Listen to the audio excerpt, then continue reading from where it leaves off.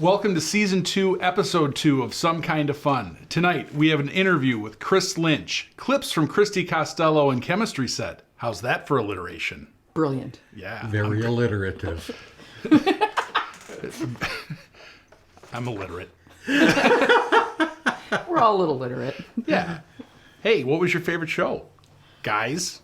Well, I caught a really great Mighty Mofos set at Barely Brothers that was as loud as you would predict. It was a lot of fun. What? What? Huh? I still haven't got it quite back yet. I see what you did there, Paul. It was like, this guy. Yeah, and it was great. And if you haven't been to one of the shows at Barely Brothers, I highly recommend going because first of all, it's a really great record shop, and Mike Elias is just a really nice guy. But it's just the vibe is great. It's a really, really good time. And then I saw Tiny Daggers, who I hadn't seen before, and they had a killer set. Excellent. Nice. So my nephew, Will, who's like 10, is a big fan of Barely Brothers. Agartha and Barely Brothers are his two favorite record stores. Oh, nice. Okay. Yeah. Nice. I'm like, when your 10-year-old has like two favorite record stores. That's a pretty good. Yeah. He's living his best life. It's a good prognosis. Paul, what'd you see recently? So for me, the highlight was the Christy Costello album release show. Yeah. It was off the charts, fun, just like you'd expect. And Scrunchies were on that bill, and they really kicked ass. And Screamin' Sin Sin and the Ponds were incredible. I don't really know how to describe it, but if you get a chance, you should see them. Yeah. Oh, and citrus dummies. Citrus dummies, that's right. Citric dummies. Citric dummies. Oh, yeah, and citric dummies. Yes. And not critic dummies. Yeah, exactly. Yes. I think that's us, right? That's us. That would be us. Yeah. I will second that. So Dickie Betts of the Mighty Mighty Bosstones said, if you can't play it live, don't put it on the album. And Christy followed that to a T. All those songs sound just as great live as they do on the album. Awesome. Yes. Very cool. So now let's do it in the round because there's no way I'm going to remember all this. We have clips from Abe Partridge. Aaron, Edie, and Craig. Scrunchies. And the aforementioned Christy Costello.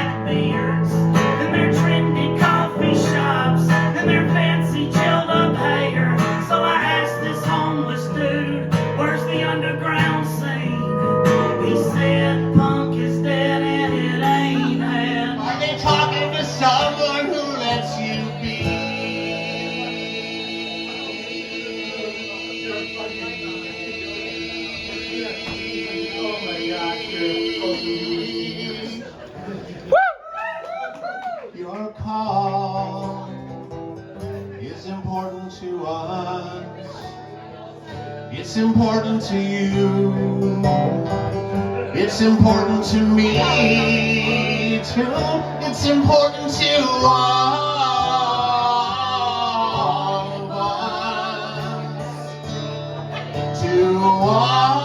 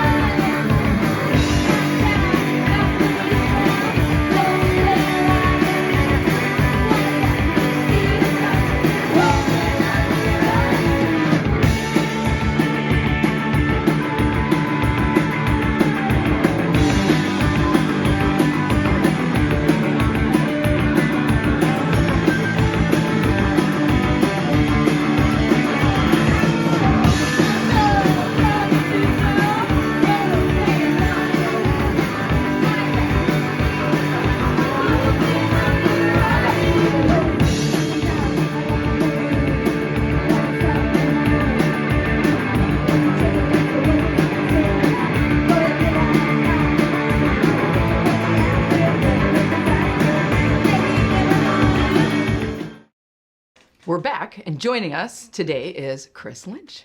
Chris, how are you? I'm fantastic. Thanks for joining us. I was honored to join you. Well, So thank you. We're glad to have you. So you've got like a couple of projects going on, Yeah. right? So the first thing that I think a lot of folks know mostly about is Dust of Suns. Yep. Right?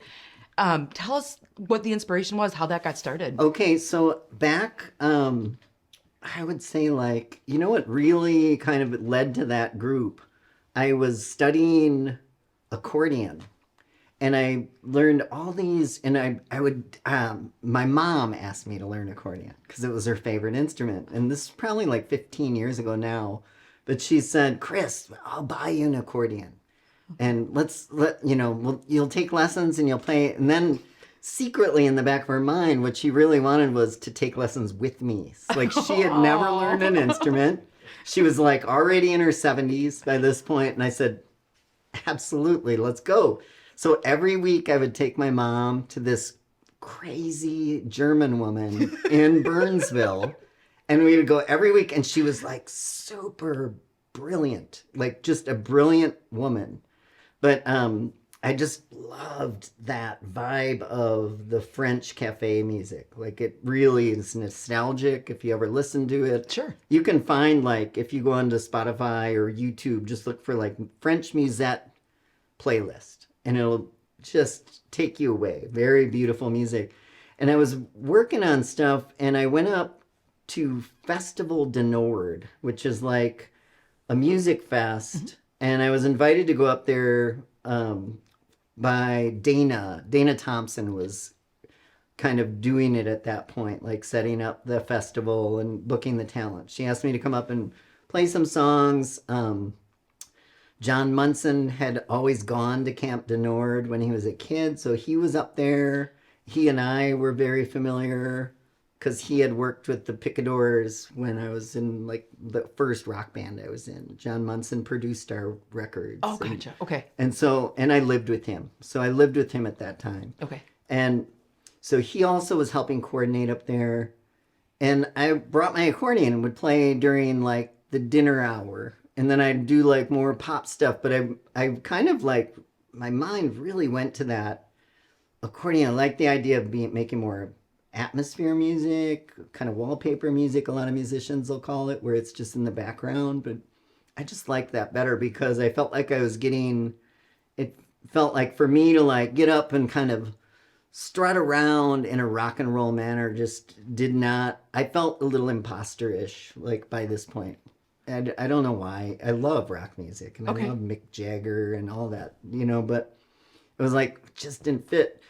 And so I was doing it, and while I was at Festinor, John Munson was there, Anna Roberts was there with a cello, Fela was there with a harp, and they asked us to play at their Peace Point thing on a Saturday morning, like one of the events during this weekend of music.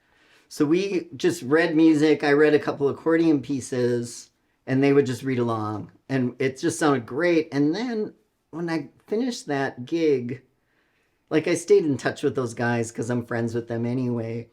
And I just thought, I can write this music because I had learned like hundreds of these French musettes. And so it was just simple little melodies, A and B parts, nice little feel to them, nostalgic kind of chord changes.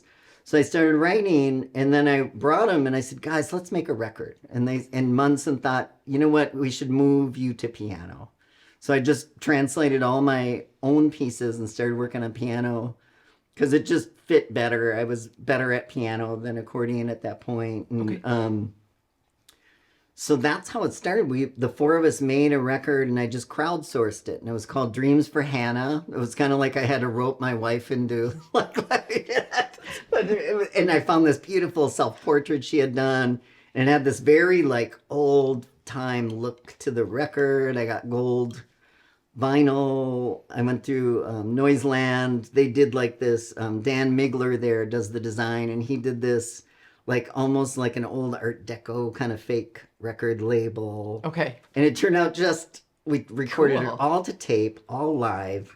And it was like this is exactly what I want to sound like. So from there, we gigged and gigged and gigged. And it's a nice group because it's very modular. So I did a lot of duo gigs with, like, at the time, Anna was a cellist. I would open for people, play rock clubs, wherever. So your other project that I wanted to talk about was this record club that you've got. Yeah. So Tell us about that. You was and your wife, of course. Yes, Hannah. me and Okay. my wife. And I really, like, so I kind of had this idea, like, I don't know what I was doing that made me think about this, but I was thinking, I think it was remember when all of a sudden you couldn't get a vinyl record, like some plant blew up in Europe, right? Or Japan or somewhere. Someone picked up the slack, but it was like, what's going on? And I was talking to a friend and they said, oh, well, you can do short runs on these lathe cuts. And so I thought, well, that's interesting. So I looked up lathe cuts, and granted, they're not like really hi-fi. A lot of them are mono. Some of these machines are refurbished from like the 40s or 50s. But I stumbled on this guy named Mike Dixon, who lives in Tucson, Arizona. And he has built like a ton of small labor of love businesses around restoring these. And he's kind of, he's probably maybe in his 30s, 40s, something like that. But I just cold called him, right? And I started thinking about what I wanted. And I don't know what led me to think this, but I thought, it'd be really cool is to have one of these. And then make short run records of like eclectic music, like find eclectic things. Like, so because it wouldn't really fit. Like if you brought in a full on cool band, it's not the fit for that unless you just want a nice merch item, like a collectible merch item. Yep. And so then I like started thinking, it'd be really cool is to like, along with a lathe cut, you do it quarterly, you make a lathe cut, you get visual artists, you make a book to go with it. Yeah. And you give people a print, and you make it like, like one of those beautiful box sets you see at, like, say, the Walker Art gift shop or something. Oh. So you get down there, he goes, come down, buy it from me, and I'll show you how to do it. And I said, okay. So me and Luca flew down there. We spent like 10 hours with him in his studio. He taught us how to do it, and it's not super complicated, but you take some fine adjustments, and then once you have it, you can kind of get a run of records, and he taught me, he kind of said, Chris, you kind of want to set a different expectation. You want to sell it as an art object. And I said, that's kind of perfect with what we're connecting it with. He said, because, I'll get people who are like, they want to, and I too like really beautifully pressed 180 vinyl records, but it's a different thing. It's different. I said, can it sound like an old Billie Holiday record or something? He said, it'll sound better than that because there's better amplification and equipment to put in front of these now than there was back then. So they're beautiful. And they're mono, and he taught us, and he's the one who said, let's make them square.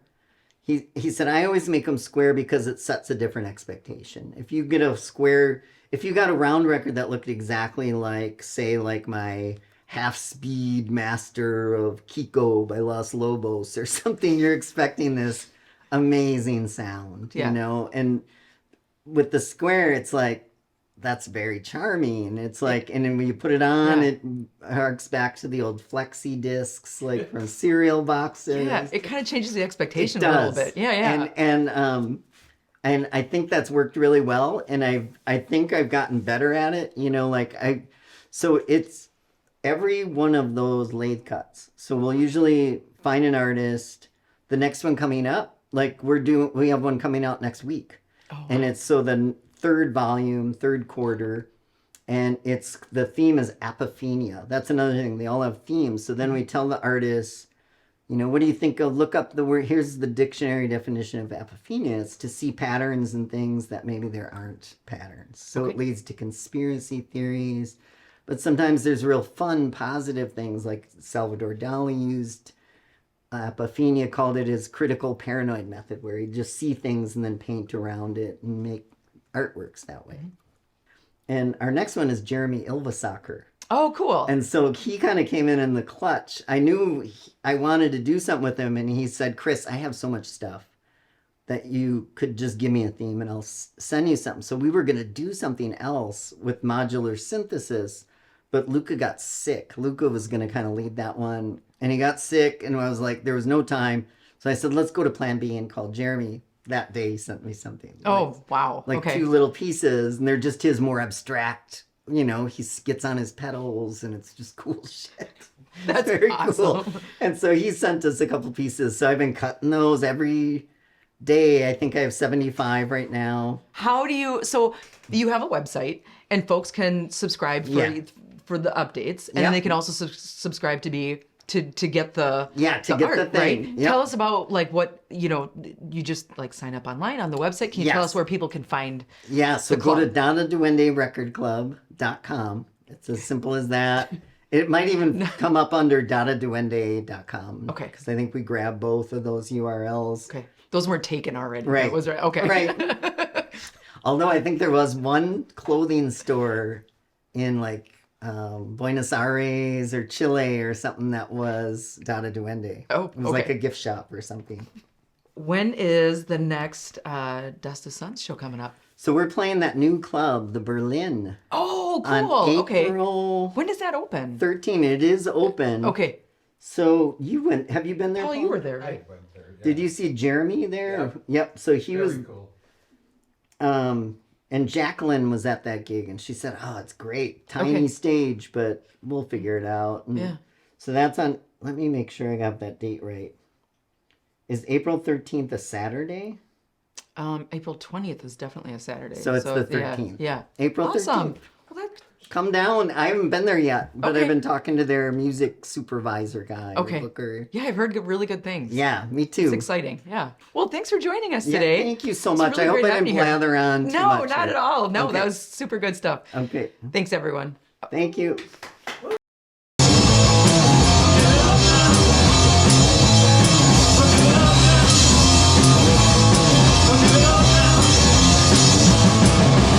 That's what you need. Don't ever give it all away. Never know we push each other same kind of way. Don't be ashamed to ever let people know. Why would we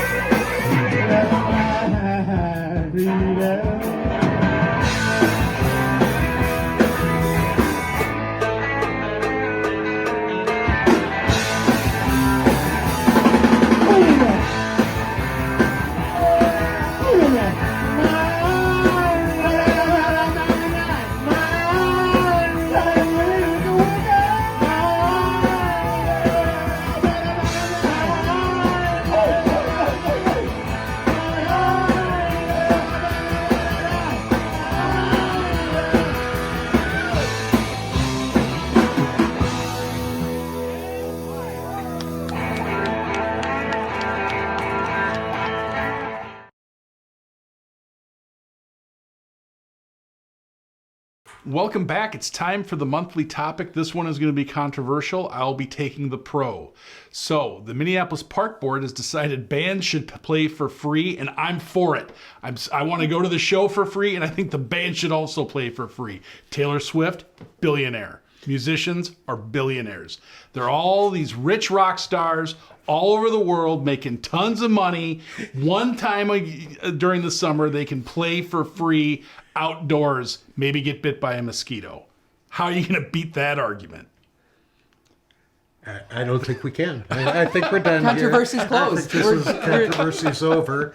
Thank you. Thank you for Keith. clearing that up for us, Keith. That's why you're the guy in charge here. Exactly. That's why I get the fancy chair. Yeah, that's right. And you're a labor lawyer, right? Sort of. Yeah. Sort of. Oh, sure. I think people should be paid for their work. No, I find it to be, I don't think until, now admittedly, I live in a Facebook bubble. Mm-hmm. So everyone I know knew that musicians don't get paid in the parks. But I don't think other people know that. And the part that especially bothered me was the idea that somehow passing the tip jar was discouraged. And if that's true, I have a huge problem with. I have a problem with it anyway. I guess if people can find a way to make some money at it and it's a well-paying gig, I understand why they'd want to do it. On the other hand, if people don't stand up for themselves, no one will. That's right. Claire? Well, you know, it's total bullshit. Oh my God. Wow, really? And I guess for me, like the whole, I mean, where it starts for me isn't even just like tip jar or not. Every park board, every municipality in the state of Minnesota has a budget, right? So the argument that we read about was, well, we've got 200 bands and we can't pay 200 bands. We don't have a budget for it. Well, bullshit. Then don't have 200 bands, first of all. But second of all, like the Minneapolis Park Board would never in a million years send off to like whatever playground equipment company they use and say, we don't have money to replace this bouncy horse. It's not a big deal though. We can get it for free, right? Like, we'll have you musicians come in and be a bouncy horse. Right? Like they would never say, well, we're going to start this program and hire people, but we're not actually going to give the hired people the money. So like there seems to be like a unique like thing about musicians of like, we're not actually going to pay you for your labor if you are showing up to perform in the park. The other piece is like when somebody had to actively talk about this when they were budgeting in 2023 and go, yep, here's a budget for the programs, and here's a budget for, equipment replacement. And hey, let's do this really cool concert series. Should we pay the folks who are performing? Nah, fuck them. Like, somebody had to decide specifically that musicians were not, like their labor and their time and effort was not worth being compensated for. Like, uniquely. I challenge anybody who was part of that budget process to show me anywhere in their budget where they had any other item that they were like, we're going to do this for free. Like, musicians just got the unique kick in the teeth on that. And that to me is total bullshit. Like, really? Like, this isn't a city that, like, touts, and, like, deservedly so, touts its Minnesota music history and where we are nationally, and First Avenue and X, Y, and Z. And it's also the city that, like, for a large part led the charge on a minimum wage. Yeah. And you're telling me that musicians earn sick and safe time. And earn sick and save time. But fuck musicians. Yeah. That's how I feel. So, all right, we should let Claire just take a second and really gather her thoughts. Right, I think so. Well, Claire, she's the perfect intersection of municipal government and rock and roll. That's her. That's Claire. When you go see the silent treatment, that's what you get. This is what, like, 12 years in city government gets you. Budget talk. On the next episode, we will debate which local musician would be the best bouncy horse. I call that it. I think it has to be a drummer, doesn't it? Probably. I think we all know which drummer it is. We'd like to thank Laura Burns for this week's controversial topic that got Claire all riled up. Thanks, Now- Laura. Thanks, Laura. Now it's time for our next set of clips. Paul, you start. The Unnamed, Loser Magnet. Chemistry set. Goo Goo Mucks.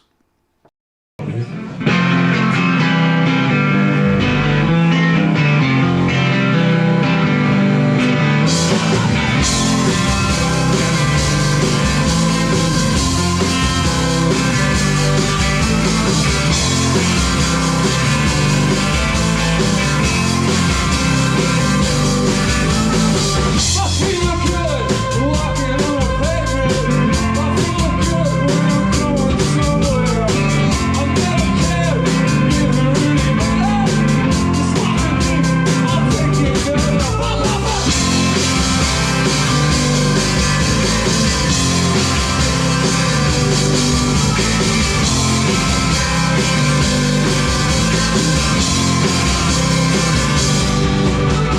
It's so strange, I've never seen you angry. It's so hard when you lose your cool. Between myself and everyone around us, we're not sure quite what to do. Yeah, let it go.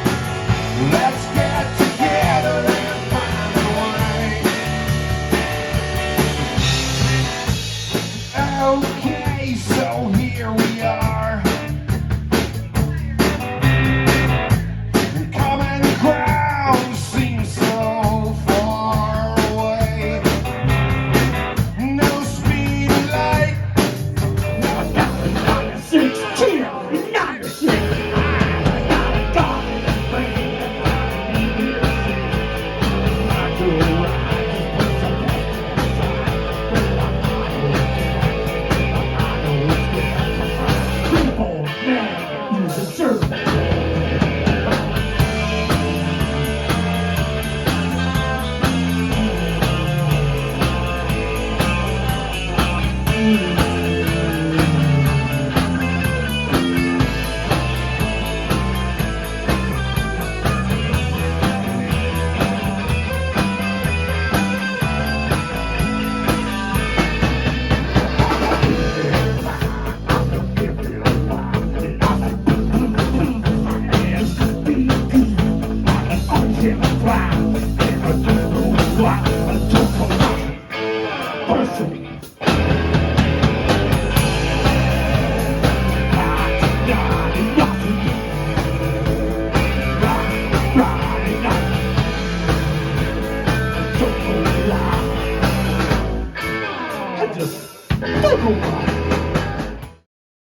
Christy, how are you? I'm wonderful.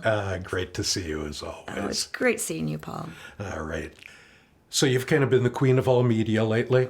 Seriously. Congratulations. Thank you. Star Tribune, multiple podcasts, on TV with Simon. It's all coming together. I'm learning. All over again. Big album release. Yes. Talk a little bit about the album, what went into it. A couple years of milling the songs, I guess you can say, deciding which ones were going to make it, and writing the other ones to tie it all together. Lots of learning how to use recording software. And really taking time to get the nuance of each song, which is the first for me, because most of the records I've ever recorded are done in a matter of days. That is recording, mixing, mastering, everything, because that's about how much money I've had to record those records. So they sound like that. This one it still took money, but we were able to do a batch of songs, walk away for a few months, listen to them, decide what instrumentation needed to still be on them, suss out harmonies, all that stuff. So Yeah. yeah, Well, and it came together great. It's thank you. You know, it's wonderful, and it's climbing the charts. Tell us about it. I mean, It's on breaking college news. radio across the country. Yeah. And as of today, it's number 80 on the top 200. And I can say that I'm pretty surprised and very happy about that, being it's self-released. It's just the power of us behind it, and the magic of the record. So Well, I'm honored to be there. That's amongst all those great. I was looking at the titles, and I mean, we're talking really cool bands are on that list right now. So I'm hanging out with them for a temporary moment in time. None of them are as cool as you, but okay. Thanks, Paul. But you have another more than full-time gig almost as a talent booker. Yes. So tell me about that side of the business, since you've got to cover the album a lot recently. Yeah. Well, I've been doing that off and on since I was a teenager. I started promoting shows in Duluth above the Electric Fetus when there was I believe a ballet ballroom upstairs. Cool. I did a couple shows where I brought Minneapolis bands to Duluth. Nice. And I think one of them was a Hammerhead show. There was a band called Saucer at the time, and this would be the early 90s. Okay. When I moved to Minneapolis, started playing in shitty bands that I won't name. They didn't really last very long, but I did some house parties. And then I moved out of town for a little bit to New Orleans, and when I came back, I formed Ouija Radio. Around 97. Yep. And we had a house that had many bands living in it, so we had parties all the time. Okay. And we booked shows in our house. It was one of those houses in Uptown that was owned by this company called Boyd Hunt. Okay. And they basically built 6 or 7 houses, mansion-style houses, gutted them out and put practice rooms in them. Because in the 80s, they were housing cover band artists. Like musicians would come to town, live in these, and practice in these. And Boyd Hunt would send them out on the hotel circuits to play cover tunes. Okay. So they were making money. This was the time period where there were always cover bands in hotels like Holiday Inn. Sure. So there was a market for it. But come the 90s, tons of punk bands ended up taking those houses over, and they became perfect places to throw parties because they were insulated. They were soundproofed. Oh, perfect. Yeah, so we had our own little scene. It started there, and then started promoting some shows at the Turf Club in the 90s. Then it would just continue for years from there. Somebody's calling you. It's my son. And I forgot to turn that off. I'm sorry. You're a pro. Yeah. I just love you. This was a great candid interview. I don't think I turned my phone off either. So yeah, then it continued. Took a few years to actually find a place where I would stay. Okay. And so I did just a lot of promoting shows. Like I would build a bill, I did a couple big events at the Turf Club where I would stack. The downstairs was the Clown Lounge. Sure. Start a band there, and then when that band ended, I'd have a band upstairs. And I did 2 of these events called Night of the Living Proms in the 90s. Okay. The posters are still on the wall there. Nice. Those were some of my very first big shows I promoted. Okay. By 2007, after years of touring with Ouija Radio, because I was gone a lot Yep. at that period, touring with the band, I landed the gig of booking Statues before it was Stanley's. Oh, and I would okay. be there for around 3 years. Okay. And in that window of time, I booked also the Hexagon. Oh, sure. And I would be at the Hexagon for around 5 years.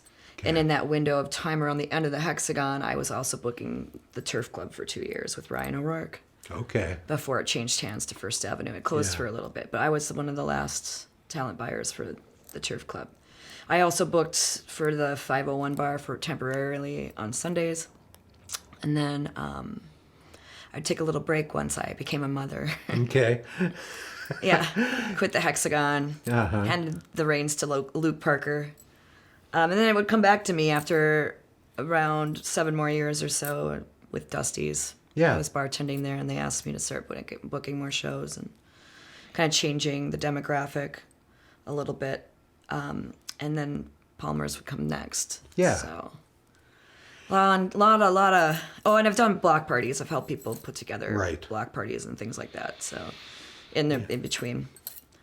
And Dusty's and Palmer's have 2 of the best fests. Yeah, with this year's gonna be Dusty's this- Days and Palm Fest. So I'm really excited for. I can't announce it yet, but I've secured some pretty great bands for the headlining spots of Palm Fest this year. nice. Yeah, Right. it's gonna be fun and exciting. I'm gonna be really tired by the end of it. I'm already tired thinking about it. I decided I'm going to California for a couple of weeks as soon as all that's over. So, Nice. yeah. I hope that happens for you. Thank you. It did last year. It was really nice. I was Oh, like, good. okay, did 2 fests in a row. I'm taking a little break, taking a little breather before we go back to school with Yeah. the kids. School year starts. It starts so early now. It's Yeah. always like, wait, it's only the 2nd week of August and we're going back to school already? Okay. Depressing, you know? Even me, who's not going to school, feels depressed when my kid has to go to school in August. It's Yeah. like, That just doesn't seem right. it doesn't. And they Let go 'em into have till June Labor too. They go Day. all the way into like the 2nd week of June. Yeah. Poor kids. Yeah. Funny. So, what's coming up next with the Christy Costello band? I don't have a show until late April. Okay. But the Coma Club is playing Bunch, which is all of Right, Christy so and you'll Monica be- and Extraterrestrials. You got a gig on the 15th. That's a Monica gig. Okay. Yep. And the 23rd, we're doing a Monica gig in Rochester, playing some block party of some sort, I think. Some spring thing. Yeah, Some spring the thing. Thaw. I forget the name of that festival. Yeah. I went last year. Yep. The So- Something Thaw, where I think we were playing last on that. So that'll be fun. I don't know who Okay. else is playing it yet. And then there is a couple Coma Club shows. Okay. We've got March 25th with our friend Scott Yoder from Oh. Seattle Sure. at Cloudland. Okay. And then, wait, there's also, April 6th, it's a Monica show at Turf. And April, I want to say that week, a Thursday at Mortimer's, it's a Coma with another touring friend, System Exclusive. Okay. They're coming back to town. Did I see Carol them Lee. at Palmer's with you? Yeah, Okay. years ago. Yep. We did a tour with them too last year with Monica, a little Yeah. Midwest stint. And then I'm playing a Christy show at Cloudland the last Thursday in April Okay. with my friends from San Pedro, California, Quan Scholl, Okay. and this other band on tour from Seattle called Hachi. yeah. So friends, otherwise I'm trying not to play too many weeknights. As, you know, it's really hard to get all my friends out unless it's a Friday or Saturday. Right. And, you know, they even get mad if I'm playing after 10:30 at this point. So I'm glad they stayed for my record release. Like, what time are you going on? 10:45. It's Friday night. You can make it. You can do it. You can Yeah. hang in there. I was like, do you remember the days of like the 90s when the last band, the headlining band, didn't start till sometimes like midnight? That, like we did that. It's absolutely. Part of the problem is Yeah. the rock and roll demographic is aging. Yeah. There's still young ones. There up still and coming. are. Yeah. But they don't even want to play late anymore. And I get it. Like, I don't want to play late anymore. Yeah, and Shows the in Europe, when we toured Europe in the Bonbondies, like, shows were done by 11, and then there was a house DJ that took over, even if it was a pub. Yeah, And people just danced, nice. and it was rock and roll, too. It Mm-hmm. was really fun. How did the Van Bondies thing happen? I got a message through MySpace asking if I'd maybe come out and play in the Von Bondies. Wow. Didn't answer the first one because I thought it was spam. Then they sent me another one, and they're like, "No, we're serious." But Ouija Radio had been playing Detroit. We actually, Okay. I think Ouija Radio broke more outside of Minneapolis than in Minneapolis itself. Yeah. We did better outside. So that's why we toured so much in the early 2000s, is because we Okay. found that going to places like Detroit and Madison, Wisconsin, where we ended up getting signed to a label, we could sell out a show there and not even do that here. So, Yeah.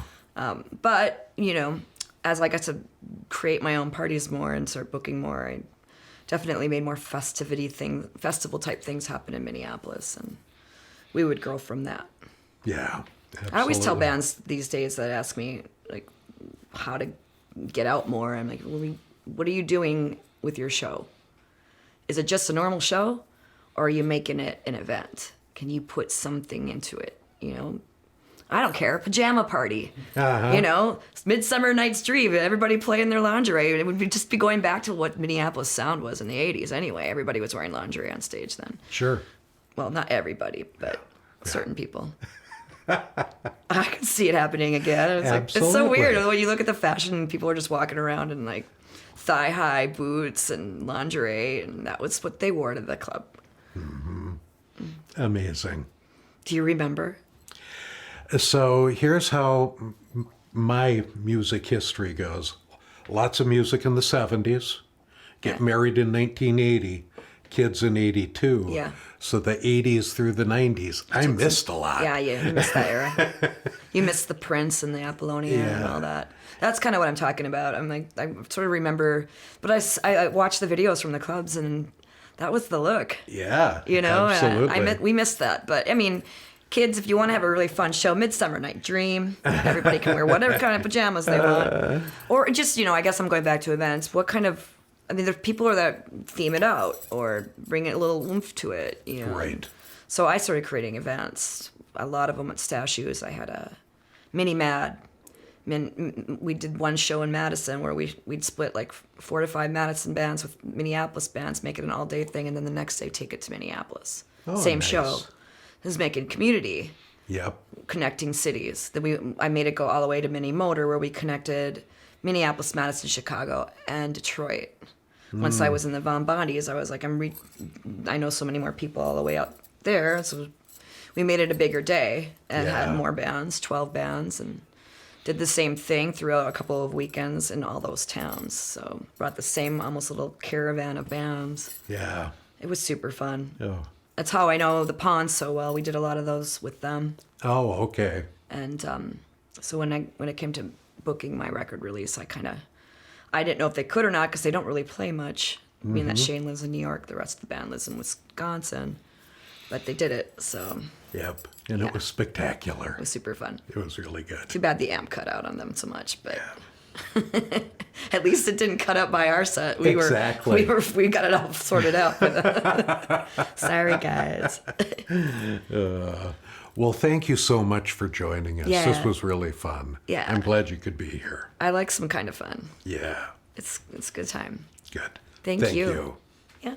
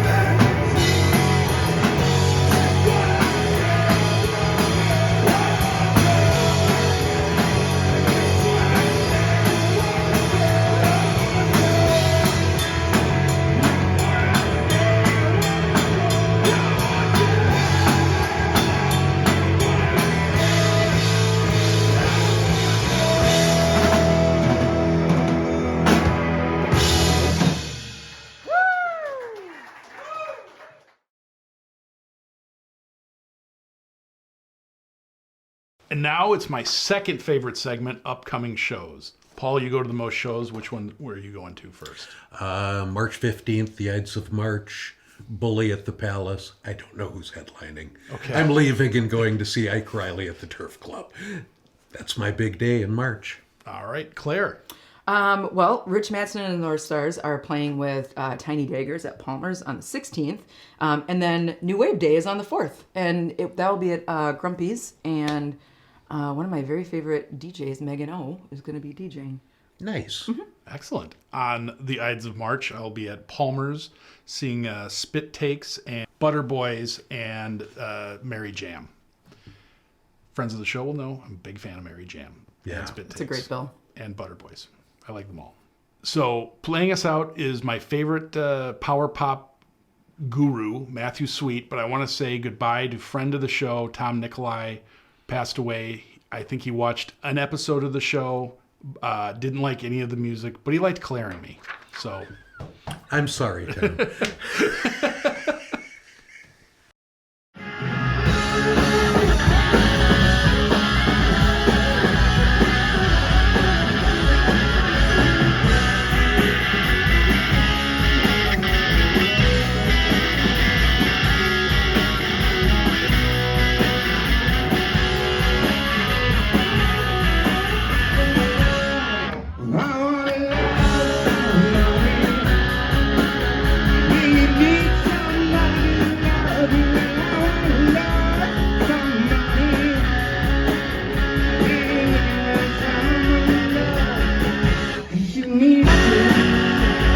Back in the arms of a good friend.